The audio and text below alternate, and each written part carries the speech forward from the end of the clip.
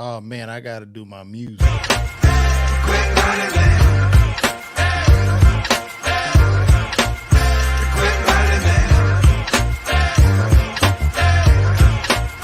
Quit lighting that fire. Yep. What up? We back. This is a very public special service announcement, and this is why I mentioned each and every one of you guys. I'm gonna be headlining the Atlanta Comedy Theater August 3rd. August 3rd, I'm gonna be in Atlanta at the Atlanta Comedy Theater for two shows. Why is this out of focus? Damn. I'm gonna be there for two shows, man. I need y'all to pull up, man. Pull through for your boy, man. You can get them tickets right there at the bottom. If you can see that, showclicks.com, or you can go to Atlanta Comedy Theater and get those tickets. I know it's been quite some time since I've been on here to talk to everybody.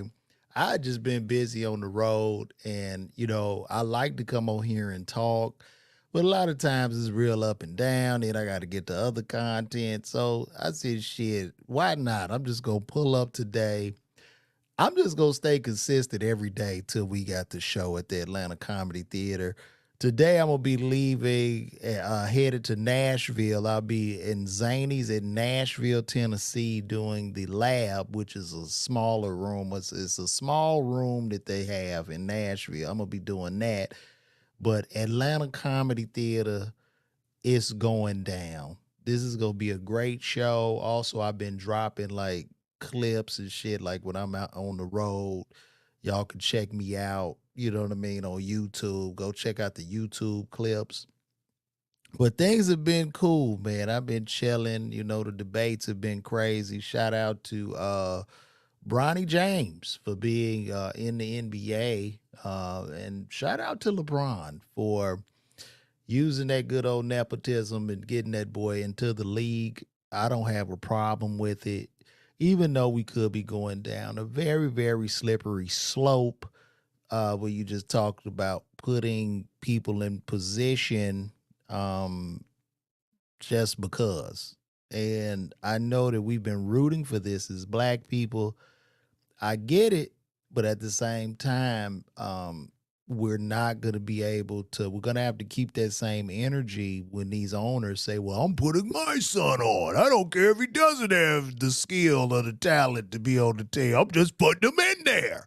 And we're going to have to applaud them too, because that's the nepotism. And if your child is talented and from the hood, and they might not stand a chance because there'll be those rich elite athletes kids who just going to bump them out of the way. But hey, it's what it is. If everybody wants to celebrate it, I'm going to celebrate the shit too. So it's what it is, man. What else is going on in the world today? I haven't been on here in a minute. It's been a few weeks.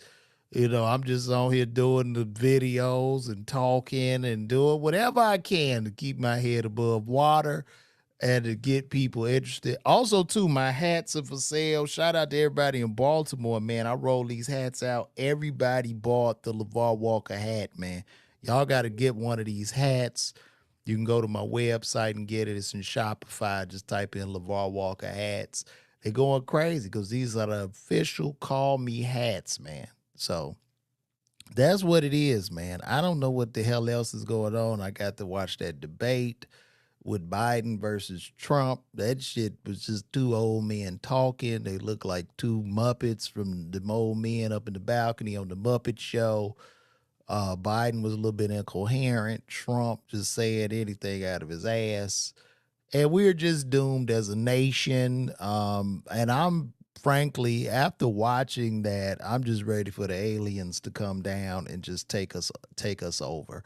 Either the aliens or we'll just get our first artificially intelligent president and we'll run off an algorithm, which is what we're running off of now. These algorithms are controlling our asses and we can't even see the algorithm. We are all inside this invisible maze called the algorithm, and there's nothing you can do about it. These apps, they know your thoughts, your dreams, your wants, your likes, your dislikes, and we're just being controlled. We're just like little gerbils. And as artificial intelligence becomes smarter and smarter than us, we could end up finding ourselves in the same situations that we have animals in. Like there will be a human zoo for the artificial intelligence that we built, specifically the white people built. And they will just be superhumans that are kicking our ass. And there's nothing we can do. And understand with this artificial intelligence, it's not going to force us into anything. It's going to just push us gradually into the things we love and like, but it's like you're gonna become a slave because we all addicted to dopamine. So it's gonna give you a little bit of dopamine to manipulate us, and then just manipulate just a little bit at a time until we're totally brainwashed and we're cooked. Like this is what's coming, man. This is what's coming. And I don't know why this camera. I got to get a new camera because I'm trying to get this thing to focus. Why is this not focusing on me? Let me see. Is this? Let me see. I got to get a good focus here. Is it focused in? I guess y'all can hear me good because y'all talking. But yeah, the dopamine that our own brains are producing, we just hooked on it, and we fucked, man. People don't love each other no more. Everybody fighting everybody. Men hate women. Women hate men. The old folks hate the young hate the old. And while all this shit is going on, there are like 1,000, maybe 100 nerd tech gods that are just making plans for our ass. And when this shit gets smarter than us, we'll be nothing more than the fuel just to keep it going. It's looking bleak, and I hate to come with this this very poor attitude, but this is all I got. This is all I got. I'll just be honest with you. But what I really need you guys to do is go to Atlanta Comedy Theater and get those tickets. I'm gonna be there August 3rd. We probably got about 5 tickets sold as of now. And it really hurts my feelings that I'm gonna be in the city and I got 5 tickets sold. That's gonna be very humiliating to come out there to those 5 people. But I'm thankful for all 5 that have bought those tickets, and you just go get the best show. You know what I'm saying?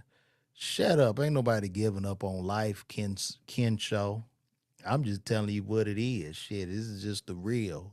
Comedians, we often speak truth. And that is just the truth. We are being controlled by these algorithms. And you have fame, you have this new level of fame where you don't need any talent. You could just put golf balls in your mouth or sit in the car and taste sandwiches. And you're more famous than the traditional people that put blood, sweat, and tears into their art form. And this is what's happening. How dare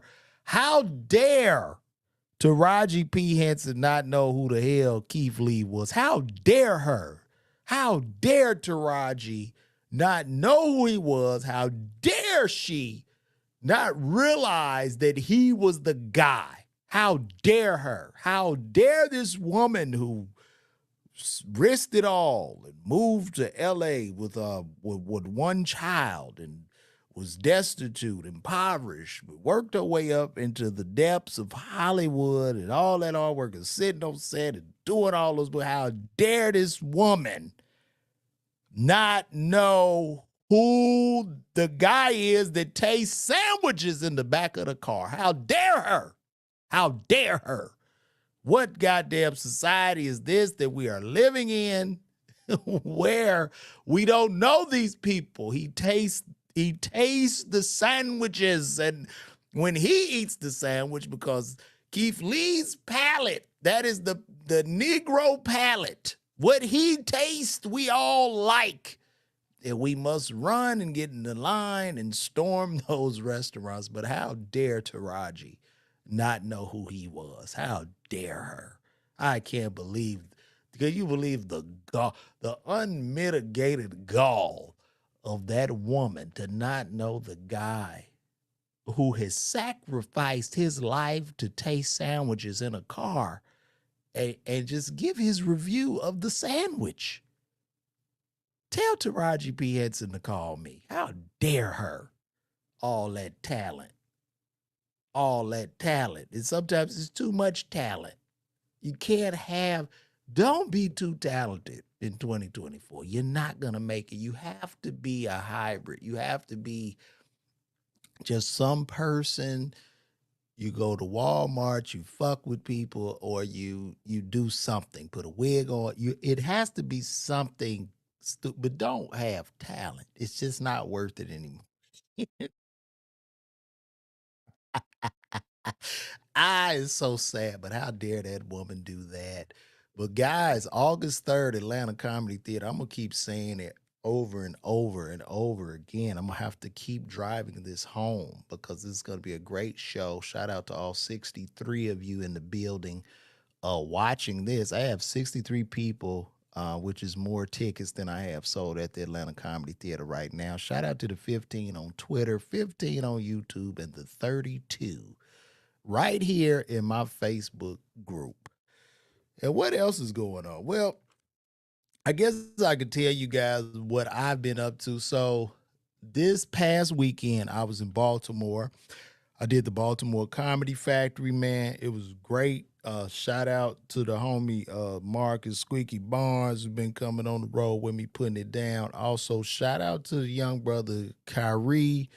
And shout out to the young beat professor that took footage, and also the homie Earl, who looks exactly like Lil Rel.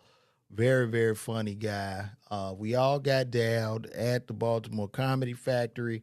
I end up even staying in the hotel where they do the show. And this is kind of a old school, like a Best Western Plus, and I slept with my clothes on. It just they was out of rooms. They threw me in there, and this is just the life of a comedian, especially when you're headlining and you want to stand on your own 10 toes, and you're pulling it out of the mud, because what a lot of times people don't show you is the bad parts. And I try to keep people abreast. Like, if I do a show, some shows I do very well. Some shows it is packed out. And then some shows there might be 13 people there.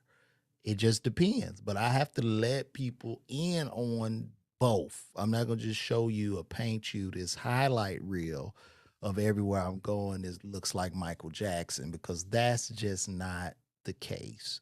And let me tell y'all something. The city of Baltimore is like a second home to me. Every time I go, man, it's a big swell of people that come out, and they just show so much love. And I love everybody in Baltimore. Y'all are something else, man. So we gonna keep it rocking. And before Baltimore, I was in Arlington, Texas, right outside of Dallas at the Improv. Really good show. Attendance was cool. It wasn't totally sold out. You know what I mean? We had a nice humble crowd, but it was enough people to sustain us. So it was good. And if you guys want to see some of those shows, you can go to my YouTube page, Lavar Walker TV, where I've been uploading, just different sets and just how I mix it up and how I do what I do. And it was cool. Hella hot in Dallas, hella hot in Baltimore. It's just been so damn hot everywhere. We were driving. I don't know where the hell I was. I think I was in Dallas or some shit. Either Dallas or Baltimore. It was like late at night, bro, and it was like 97 degrees. And it wasn't no sun nowhere. We was just out there. It was hot as hell, but we made it do what we do. Stopped at the IHOP out there in Baltimore by the marina, by the bay or whatever the waters are. Stopped over there I went to the IHOP. I had something to eat. Shout out to them, because everything shut down in Baltimore at like 2 in the morning or the whatever, but you still want to get that late night snack. So I went to the IHOP. Kind young lady served us as her children were there at work with her. I just tried to make sure I gave her a nice tip. You know what I'm saying? Because, hey, you know what I mean? Mothers got to do what they got to do. And I don't know where they punk ass daddy was. He should have been taking care of them babies while mama was at work. So it was definitely cooking in Texas. It was on fire, and the crowds were on fire as well. And I mean, I just had a great, great time. So this weekend, Nashville. I'm on my way. When I get out of here, I'll be going down the road to Nashville doing this lab, which is a small room. I've been doing small rooms. You know what? Like the journey has been cool for me. Like my headlining journey has been pretty dope, man. You know what I'm saying? I'm out here by myself. I ain't, under no big name or no shit. And really just pulling this out of the mud, out of the soil, and I love it. And the reason I do is because you learn. I think the learning curve just grows when you figure things out. Like there's not going to be an easy way to do this, to go about this, but as I figure it out, I get stronger and stronger. And you're never strong enough, but you grow such a big turtle shell to where you got that shit. You see what I'm saying? My man Frankie Mack said I got to hit the hood Chinese food spots late night in Baltimore. Now, one thing about me, Frankie Mack, when I go to these cities, I don't go to hoods. I stay the fuck away from hoods, ghettos. I'm not trying to be a victim of no stray bullet. No. And done with boxing asked me, am I keeping up with my pharmacist license? Yes, my pharmacist license is active. I will keep it active probably my whole career. There's no reason for me to not have my pharmacist license active. And also, sometimes you got to let people know, like, yo, I'm professional. I can go back. You know what I mean? So it's always good to have that. That's a blessing. And then I worked so hard to get that PharmD degree. I know I complain about it or have made jokes and complaints, but it was a very, very difficult thing, studying all those sciences, the maths, all that. So I'm never going to be stupid enough to let that go. And even if I wanted to start my own pharmacy or, figure out a way to make some money. But pharmacy.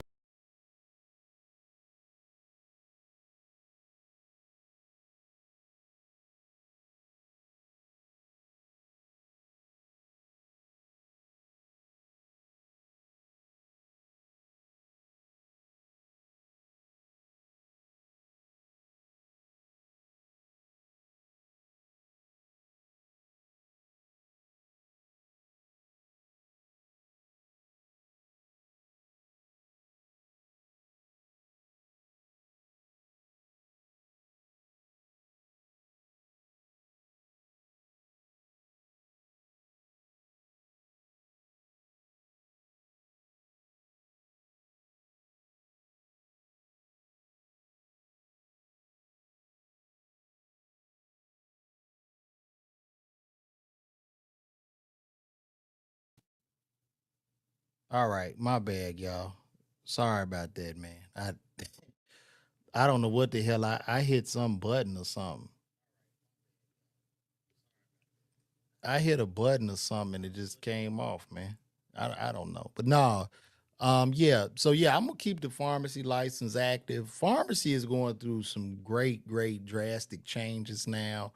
If you guys are seeing, like, a lot of CVS's are beginning to close, a lot of Walgreens are closed, and a lot of these retail establishments are just dying off. And it's just a new model of how we do business. I mean, if I could sit in my house and hit a button and my Amazon and Temu and all that shit shows up in minutes, people are going to expect it the same way with medication. So nobody's going to want to stand in line.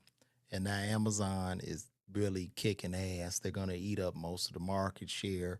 The only time you'll probably see pharmacists in the future is if you get on your phone and you do a Zoom call or some shit. But I'm y'all pharmacist. So if y'all got questions or you can't get to a pharmacist, call me, DM me. DM me questions about your medications or side effects, right? And then I can help you out.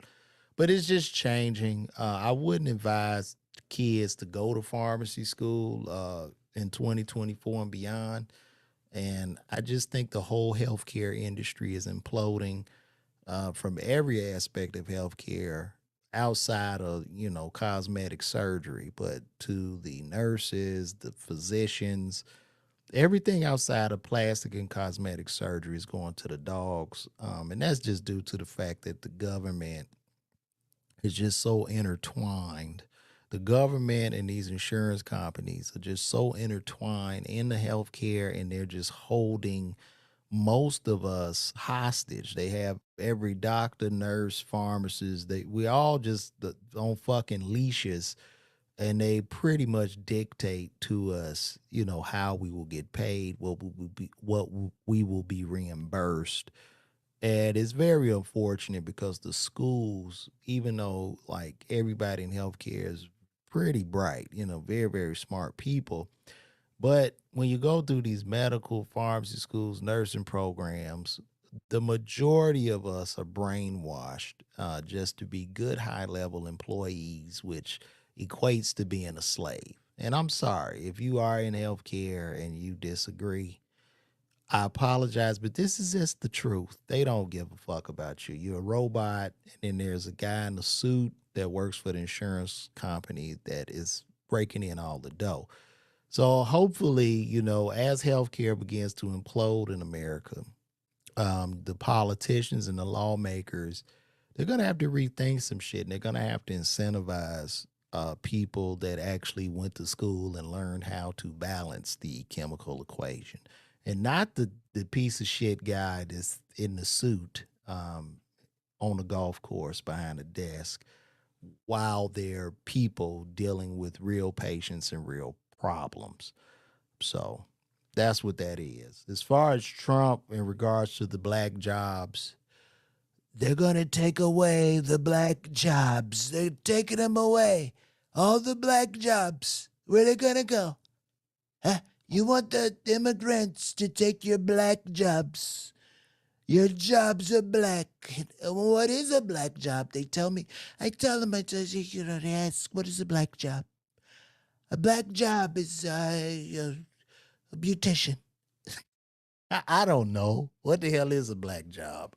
I don't know. I'm still trying to decide what a black job is. I guess I have a black job as a comedian, a pharmacist. I don't know what a black job is. I guess a doorman, a warehouse worker, or some shit, a maid. I don't know. A nurse. I don't know. What is a black job? A lash tech. Is that a black job? Is that a black job? Lash techs. All the lash techs, you're no longer going to have your job. The immigrants, they took your job. I appreciate y'all. Oh, this is a great question. Much love. I really enjoy your comedy. What was the biggest disappointment you and the biggest disappointment and misconception that I encountered when I got into comedy was that I thought that comedians were really funny, lighthearted, and joyous people. That was one of the biggest misconceptions for me. And you get into this business and you find out that a lot of these guys are just miserable and unfunny fucking hacks. And then a lot of them are just losing in life.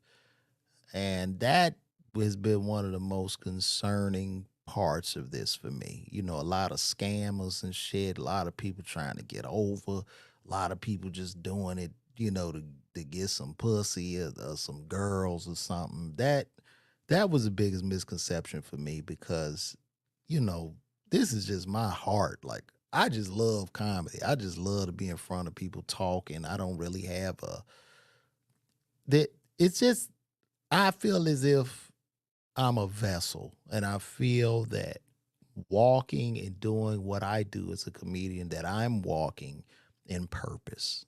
I'm walking in purpose. I'm lucky enough to walk in purpose and passion.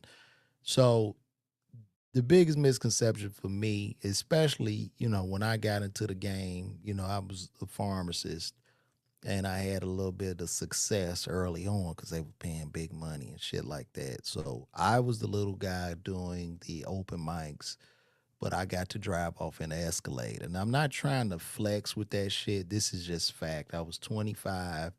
I had my doctorate. I was doing very, very well. And then sometimes you have to talk this because, see, if I would have said I was a fucking drug dealer, well, I was a drug dealer, but if I was like a real illegal dope boy or some street nigga saying the same thing, then everybody would clap and give me a round of applause. So I just want to pop my collar just from being educated. and getting into the game. And then you just saw like a lot of people, that even I looked up to, man. They just weren't who they were. Like, you know what I'm saying? The worst thing in the world is to see Superman without his cape on. And I've seen that so many times in comedy and doing this, man. So that was a great, great question. Um, the biggest disappointment right now in comedy to me is that I could be jaded. Y'all could just let me know if I am. I could be somewhat jaded, but I just don't think you need to be funny to really be successful as a comedian anymore. I just think it's far few between where I get some type of inspiration to want to pick up my pen and write, and I miss that feeling, like seeing a motherfucker like, man, that motherfucker is funny, he the truth. But now it's just shit, man. It's a shit show. There's a bunch of motherfuckers singing, dancing on stage, talking about dick and pussy for air. It's terrible.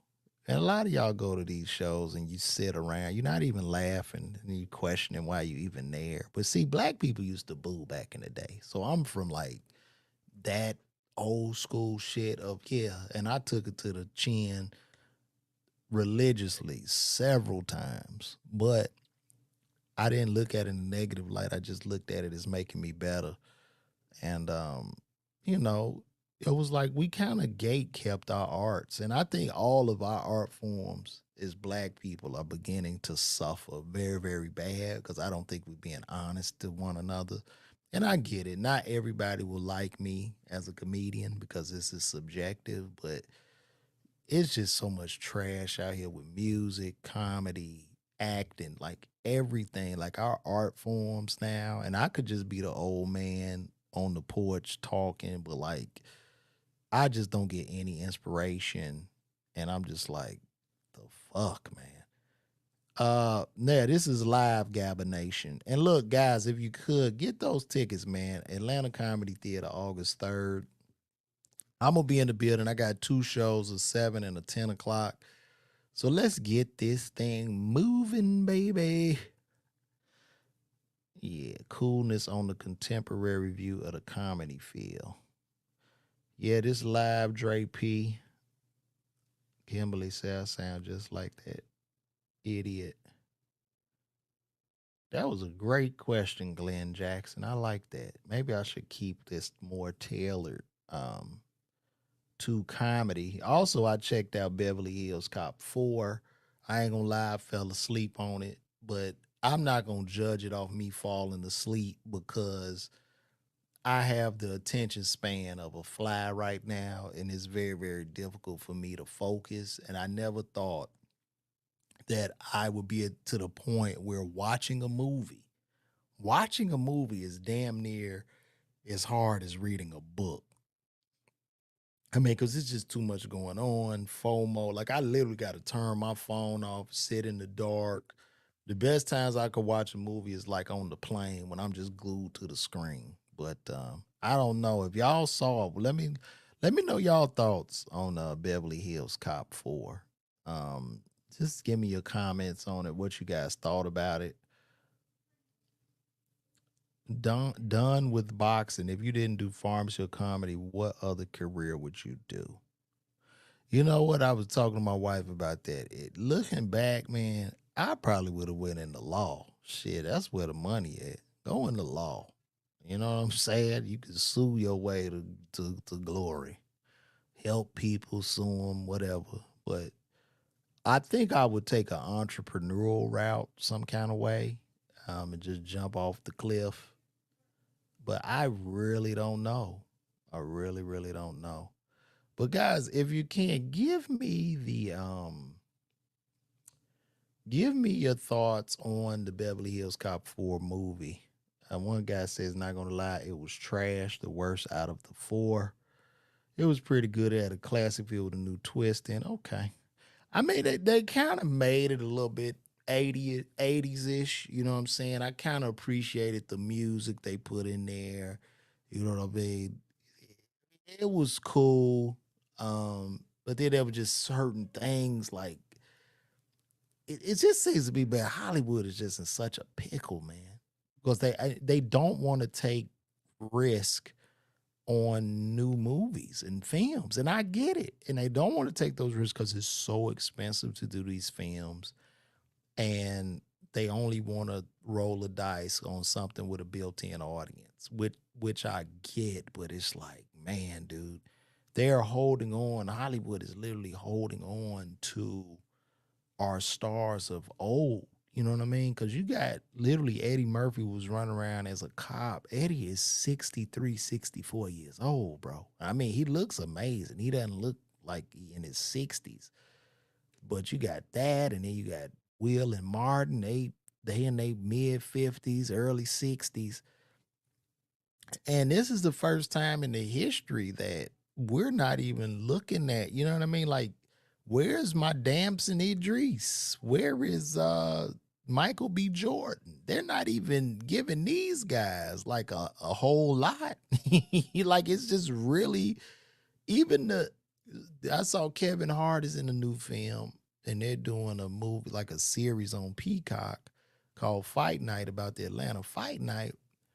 And that, you know, you got your Sam Jackson, Taraji P. Henson, Terrence Howard, Kevin, of course. I don't see any new blood, any new energy. And it just seems like the whole business of entertainment is somewhat imploding to a degree, you know. Um, and I'm looking at some of these reviews. The movie, let me see, the movie was awesome. Feel like Eddie Murphy took a time machine to the future. Just felt like everybody else was too old, but I did enjoy the movie for what it was, being an 80s kid. Okay, great. Andre, Jess Dre, is Dre say it was hard to watch. And then we got had an 80s feel, but lacked comedy. So, okay. These are all fair assumptions. I was checking it out. I tried to get into it. I love the music. Like, I love they had the soundtrack going or whatever. I kind of vibe with that, but then I just shortly fell off. Because it's this thing of there's certain shticks to the movie of, like, Axel Foley, there are three men holding guns, and then they got a terrorist situation goes in. And I mean, it's cool, especially for the 80s. But all this is happening, and then Axel Foley walks in and he says something very clever. Coffee. And they like, what do you mean you got the coffee? And these guys are holding rifles and guns. And then, what do you mean you got the coffee? I'm saying, who got the coffee? And then one of them look away, and then Axel Foley, like he hit him in the throat. Then he get all the guns. I mean, you know what it is, man. So you know what I mean. He the legend. No, I got I got love for him, but I did fall asleep, and I get it. Get all the money you can, man. Get all of the money you can. I'm gonna ask you guys a question. How do you guys feel about Bronny James in the NBA? I just want to know. You say he shouldn't be on the Lakers? Okay, this is my son saying he only averaged 4 points per game, and he doesn't feel like he should be on the Lakers. Son, let me ask you this: if I was in the NBA and you weren't the best player, but I had a chance to get you in the NBA, would you want me to put you in the NBA? Is that a yes or no? Okay, then. Well, that's what happened with Bronny. His dad is LeBron. He put him in there. So we're gonna see, and we're gonna see starting tomorrow in summer camp. They're gonna see how it goes. Patrick Mahomes, he like Mahomes, y'all. He like Mahomes, y'all. Well, look, guys, I'm not gonna hold you hostage. Let me see. I'm gonna read some of these questions. Eddie did a lot of dad moves for a while, so maybe it felt good for him to go back to his action roots. Seems like there's a lot of talk about comedians whose whole set is just crowd work. What are your feeling about that? Does that take um I mean, look, man, a couple of my homies are doing really well. Shout out to Nate Jackson and Matt Rife, who are very, very good comedians. But, what's happened, their audience likes them to do that particular style of comedy. Um, for each comedian is basically whatever works for that comedian. So if it's crowd work for you and that's what's selling your ticket, man, stay with your crowd work. If it's traditional stand up or you laid back or physical and that's what people are attracted to, stay with that because everybody has so many choices. You might as well just stay in that lane of what's working. So that's what I would say to crowd work. But I don't really I don't really mind it though. I mean, I don't, you know what I mean? Like for me as a comedian that's a fan of comedy, I typically enjoy an actual set where I get to know the person. Like I don't feel like coming to a show to get roasted and then I'll roast myself, so I'll roast your ass back. But that's just my preference. But to each his own. Huh?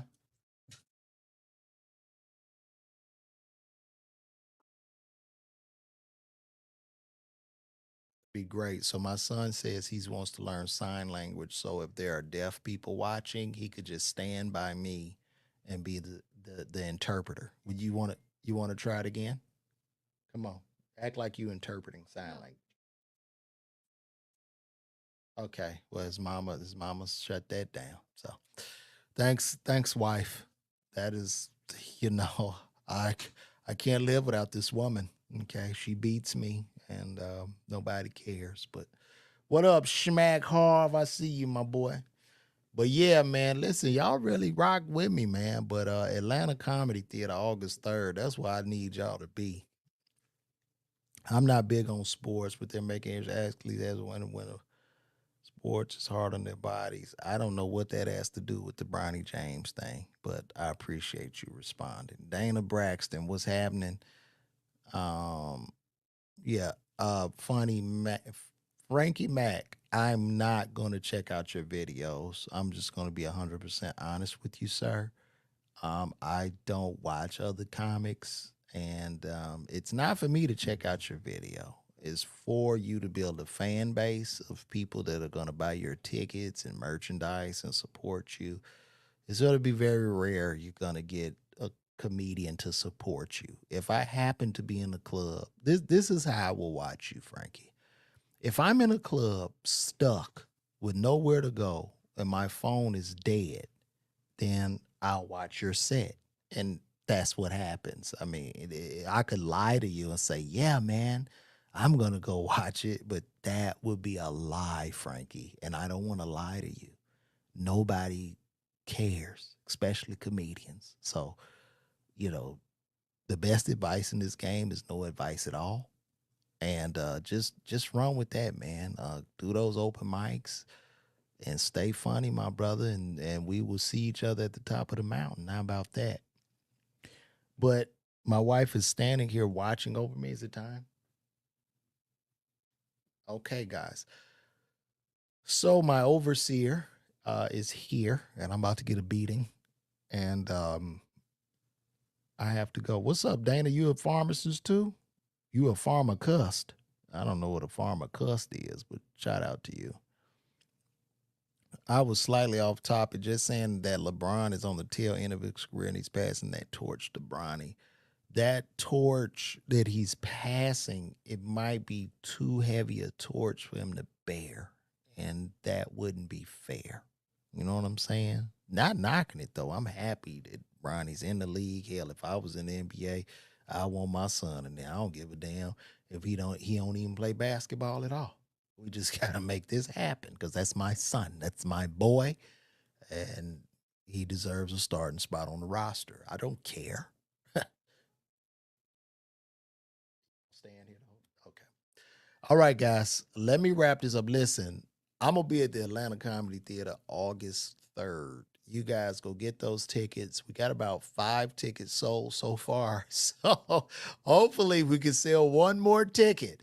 Listen, August 3rd, man, Atlanta Comedy Theater. Y'all pull up on your boy. Nashville, Tennessee. I'm on the way, man. If y'all in Nashville, pull up on me at Zany's in the lab. In the lab. It's at Zany's. So go to Zany's and I'm on the way. So we're gonna have a great show. I'll be putting some footage out for that. So thank you guys for the love. Y'all be blessed. And until we meet again, y'all, that's my time. Thank you, son.